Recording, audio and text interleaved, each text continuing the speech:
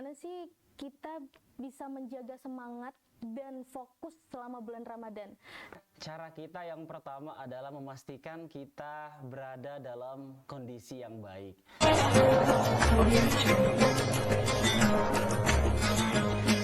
Assalamualaikum warahmatullahi wabarakatuh. Halo Sobat Kreatif, kembali lagi bersama kami di Creative Room, ruang inspirasi yang mengajak kita semua mendekatkan diri kepadanya dengan penuh kreativitas dan semangat positif.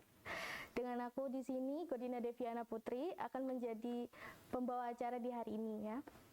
Pertama-tama marilah kita panjatkan puja-puji syukur kita kepada Allah Subhanahu wa taala yang telah memberikan kita kesehatan untuk kita berkumpul di sini dengan sehat walafiat. Amin. Di episode kali ini kita akan bersama-sama membahas persiapan memasuki bulan Ramadan yang akan kita bahas bersama tamu istimewa kita yaitu Kak Alvito Afriansyah. Bagaimana kabarnya hari ini Kak Alvito? Alhamdulillah baik. Sebelumnya bisa perkenalkan diri dulu sama Sobat Kreatif. Oke. Halo Sobat Creative Room. Sebelumnya selamat pagi dan semoga kita senantiasa dalam keadaan sehat walafiat dimanapun kita berada. Perkenalkan, nama saya Alvito Afriansyah, akrab disapa Vito. Saya juga merupakan mahasiswa Universitas Amikom Yogyakarta pada program studi Hubungan Internasional, Fakultas Ekonomi dan Sosial. Di sini alhamdulillah saya berkesempatan untuk sharing ya kepada teman-teman dimanapun berada terkait tips menyambut bulan Ramadan. Kebetulan saya adalah salah satu demissioner daripada pengurus unit kerohanian Islam, salah satu UKM keagamaan yang ada di Universitas Amikom Yogyakarta. Oke, Kak Vito, sebentar lagi kan kita akan menyambut bulan suci Ramadan ya. Nah, menurut Kak Vito ini gimana sih cara terbaik untuk mempersiapkan diri secara spiritual sebelum memasuki bulan suci Ramadan? Oke. Bulan Ramadan adalah bulan yang paling mulia yang diturunkan oleh Allah Subhanahu wa taala kepada kita semua. Di antara 12 bulan, ada satu bulan yang paling diutamakan oleh Allah Subhanahu wa taala, yaitu bulan Ramadan. Dan di antara 30 malam bulan Ramadan pun juga ada satu malam yang diutamakan oleh Allah Subhanahu wa taala, yaitu malam nuzulul Quran. Malam turunnya Al-Quran, gitu ya. Nah, kemudian bagaimana kita mempersiapkan diri secara spiritual untuk menyambut bulan Ramadan? Ada beberapa tips sebenarnya, Kak. Yang pertama adalah tentunya kita harus meluruskan niat kita. Bahwasanya niat kita untuk menghadapi dan juga menjalankan bulan Ramadan ini lillahi ta'ala, betul-betul karena Allah Subhanahu wa taala. Niat dari hati ya. Niat dari hati, betul sekali Kak. Karena niscaya ketika kita berniat tulus karena Allah Subhanahu wa taala, menjalankan syariat-syariat yang dianjurkan oleh Allah Subhanahu wa taala, tentunya Allah juga akan dengan senang hati menguatkan hati kita agar kemudian kita dapat menyelesaikan satu bulan Ramadan dengan baik tentunya. Itu yang pertama. Selanjutnya yang kedua adalah memaksimalkan ibadah-ibadah kita. Yang awalnya kita mungkin ya sebelum bulan Ramadan ibadahnya biasa-biasa saja, ibadahnya cukup sholat-sholat yang secara wajib saja yang kita laksanakan. Namun di bulan Ramadan ini kita harusnya meningkatkan kualitas ibadah kita.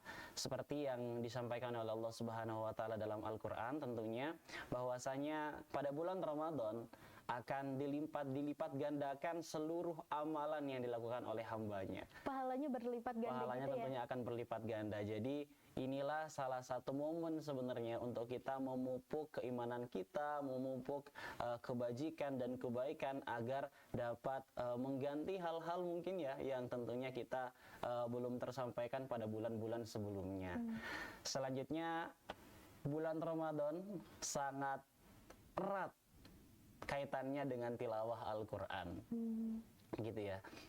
Karena bulan Ramadan adalah bulannya Al-Quran, artinya bertilawah Al-Quran juga menjadi salah satu tuntunan yang wajib untuk kita laksanakan di bulan Ramadan.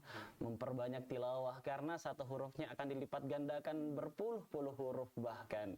Jadi bayangkan saja kita di tiap harinya membaca Al-Fatihah ataupun basmalah, itu juga akan dilipat gandakan oleh Allah Subhanahu wa taala pahalanya di sisi Allah.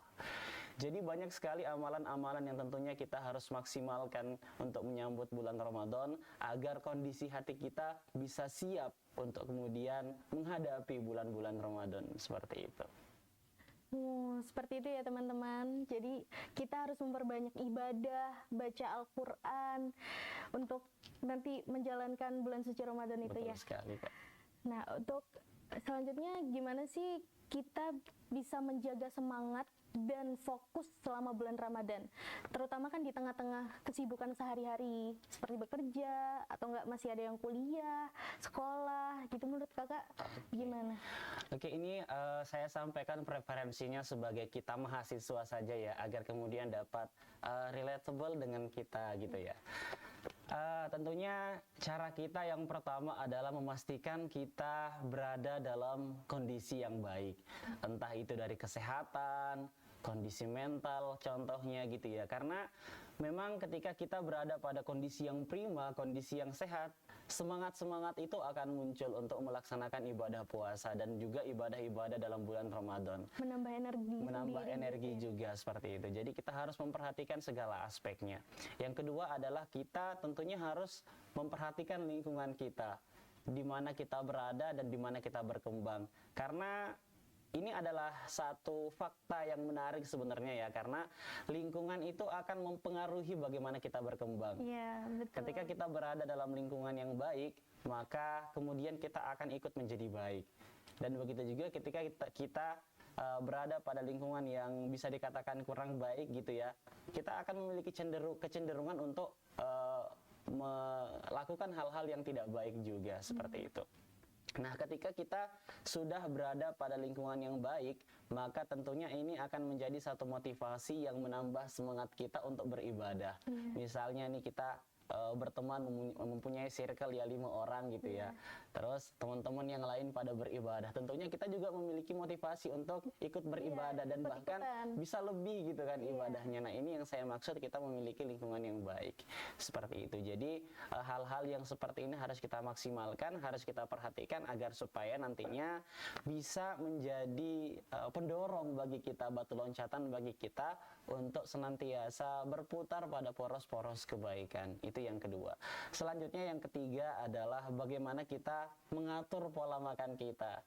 Karena ibadah puasa identik dengan makan dan minum ya. Betul. Walaupun tentunya kita berpuasa bukan hanya menahan diri dari lapar dan haus, tetapi juga menahan diri dari hal-hal yang membatalkan puasa tentunya. Ada banyak sekali hal-hal yang membatalkan puasa, namun yang sangat dominan dan terlihat adalah makan dan minum. Nah, bagaimana kemudian kita dapat membiasakan untuk menahan diri tidak makan dan minum seharian, kan itu adalah hal-hal yang cukup sulit sebenarnya, karena kan kita kan buat yang berkegiatan gitu ya. Karena kan kita manusia tentunya membutuhkan energi untuk tetap hidup gitu ya. Kalau tidak makan tentunya nanti akan lemas seperti itu. Jadi kita harus bisa mempersiapkan diri dan bahkan melatih diri sebelum memasuki bulan Ramadan. Nantinya di bulan Ramadan tentunya kita akan membiasakan diri untuk berpuasa, membiasakan diri untuk menahan diri agar tidak makan dan tidak minum. Tentunya itu tidaklah mudah untuk spontanitas kita lakukan seperti itu. Nah, tentunya tadi kita butuh pembiasaan agar kemudian pada bulan Ramadan nanti kita bisa maksimalisasi semua amalan-amalan yang tentunya nanti akan melipat gandakan pahala-pahala kita di sisi Allah Subhanahu wa ta'ala. Tadi kebiasaan kita harus kebiasakan untuk memulai sesuatu yang baru kan, tiba-tiba nggak boleh makan, nggak boleh minum. Kalau menurut kakak sendiri tuh ada cara tersendiri nggak buat sebelumnya membiasakan diri biar nggak langsung nggak makan minum gitu? Menurut kakak ada nggak? Oke, kalau dari saya pribadi sebenarnya salah satu ayat yang memotivasi saya agar kemudian mampu untuk menahan diri dari lapar dan haus dan segala hal yang membatalkan puasa adalah ayat yang ada dalam surat Al-Baqarah sebenarnya. Saya agak lupa narasi ayatnya seperti apa, namun mungkin saya bisa sampaikan syarahannya saja ya. Yang berbunyi, kalau misalnya kita sebagai manusia ingin betul-betul merasakan kesetaraan dalam seluruh aspek kehidupan, kita harus menahan diri dari lapar dan haus.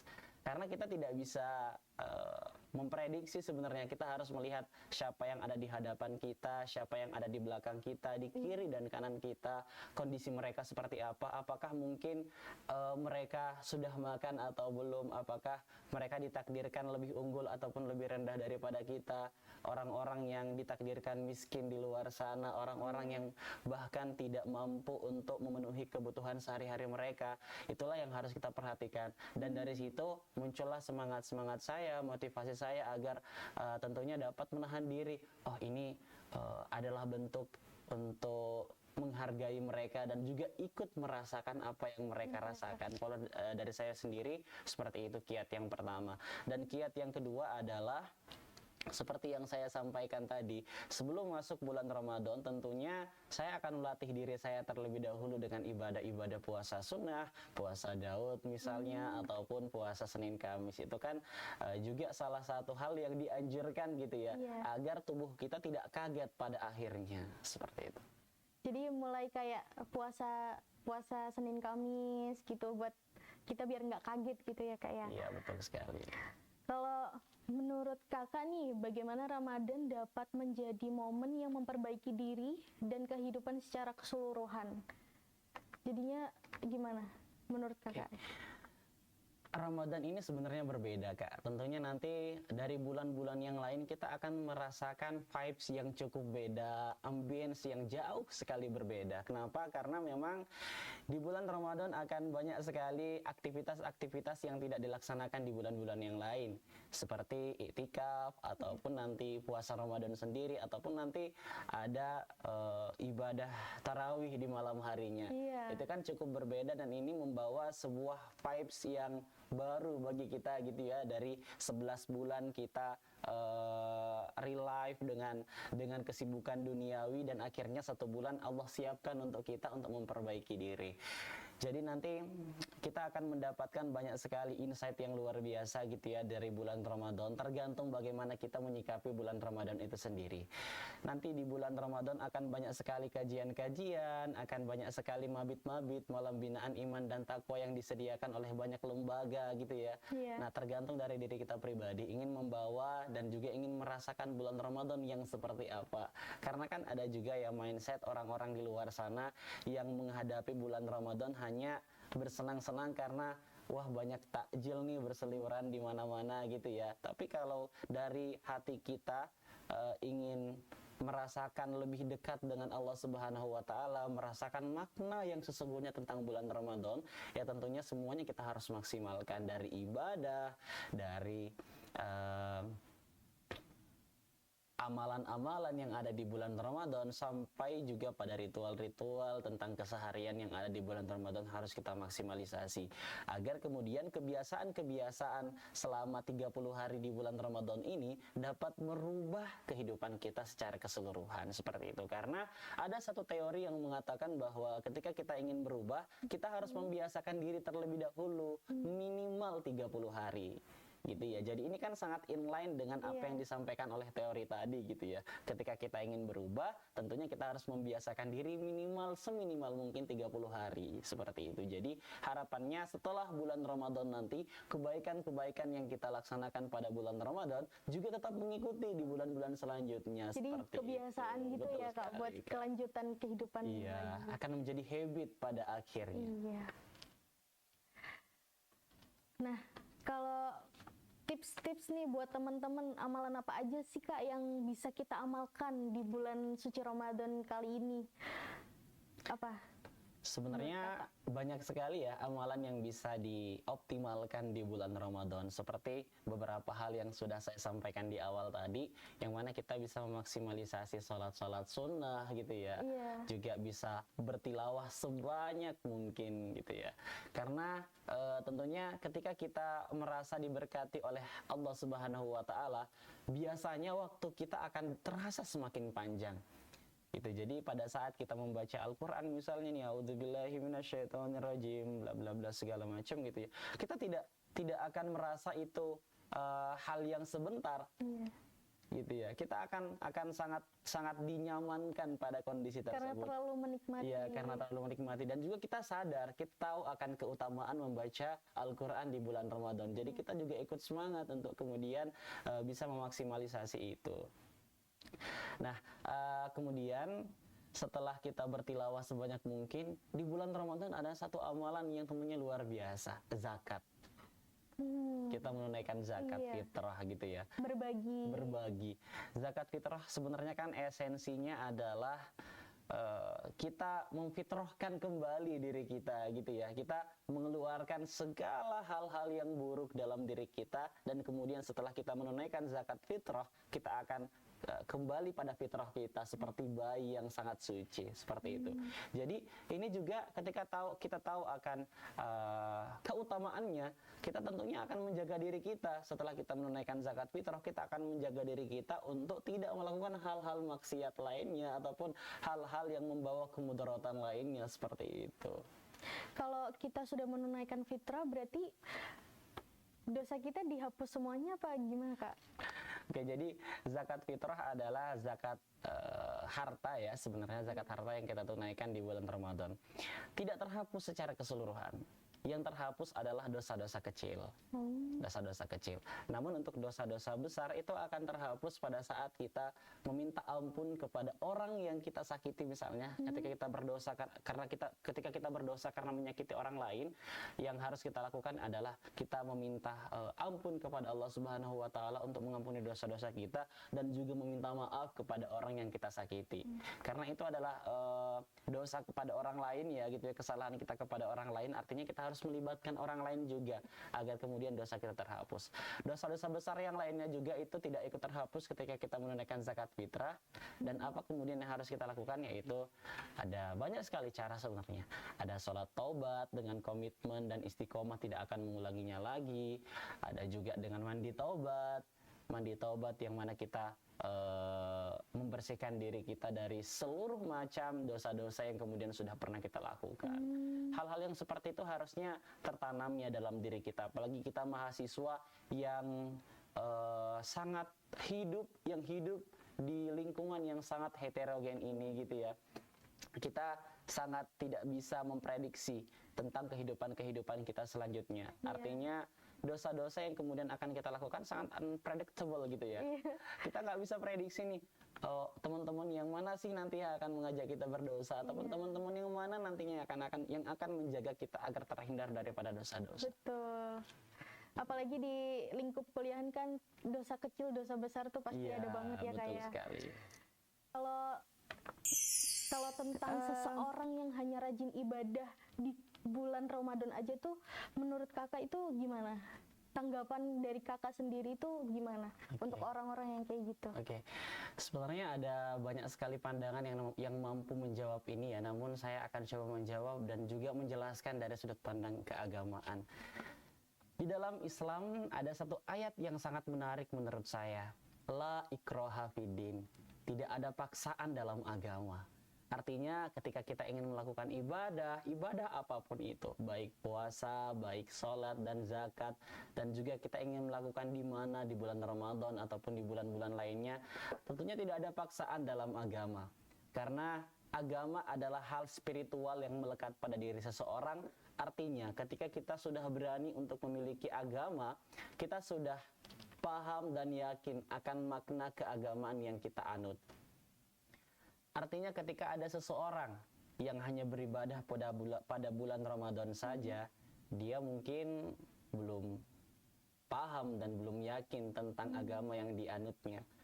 Karena ketika kita sudah beragama, artinya kita sudah terikat dengan sistem-sistem dan juga teknis yang diyakini oleh agama tersebut. Namun memang kalau konteksnya tadi adalah hanya beribadah pada bulan Ramadan, ya kita dalam sudut pandang agama tidak bisa menjudge yang sebagaimana seperti itu, karena mungkin saja motivasinya hadir pada bulan Ramadan gitu ya, dan kita tidak bisa membandingkan kadar keimanan kita dengan orang yang hanya beribadah pada bulan Ramadan. Kemungkinan besar Allah malah meridhoi dirinya yang beribadah pada bulan Ramadan dibanding dengan kita misalnya yang tiap hari ibadah namun juga masih senantiasa melakukan maksiat-maksiat di samping itu. Gitu. Jadi ini sebenarnya satu poin yang harus kita garis besari gitu ya, karena memang tentunya harapannya bulan Ramadan dapat membawa kebaikan. Jadi ketika masih ada kasus yang seperti itu, semoga orang-orang yang masih beribadah pada bulan Ramadan saja mampu untuk kemudian membawa amalan-amalan yang dilakukan pada bulan Ramadan di bulan-bulan selanjutnya, agar ibadah-ibadahnya dapat lebih diterima oleh Allah Subhanahu wa taala dan juga dapat lebih mendatangkan kebaikan-kebaikan di sisi Allah Subhanahu wa taala, baik bagi dirinya dan juga orang-orang yang ada di sekitarnya. Semoga yang beribadah hanya di bulan Ramadan aja ini bisa terus istiqomah ya dalam hatinya ya. Nah, alhamdulillah kita sudah sampai di penghujung episode kali ini. Semoga obrolan kita tentang persiapan memasuki bulan Ramadan dapat memberikan inspirasi dan motivasi untuk menyambut bulan yang penuh berkah ini. Jangan lupa, Ramadan adalah momen istimewa untuk memperbaiki diri, mendekatkan diri kepada Allah Subhanahu wa taala dan menebar kebaikan kepada sesama. Mari kita manfaatkan waktu yang tersisa sebelum Ramadan ini untuk memperbaiki niat, memperbaiki ibadah dan memperbaiki siapkan hati sebaik-baiknya. Kami di Creative Room akan terus menemani Anda dengan topik-topik inspiratif lainnya. Jika Anda punya ide atau pengalaman yang ingin dibagikan, jangan ragu untuk menghubungi kami di media sosial atau email kami. Terima kasih telah mendengarkan dan sampai jumpa di episode selanjutnya. Wassalamualaikum warahmatullahi wabarakatuh.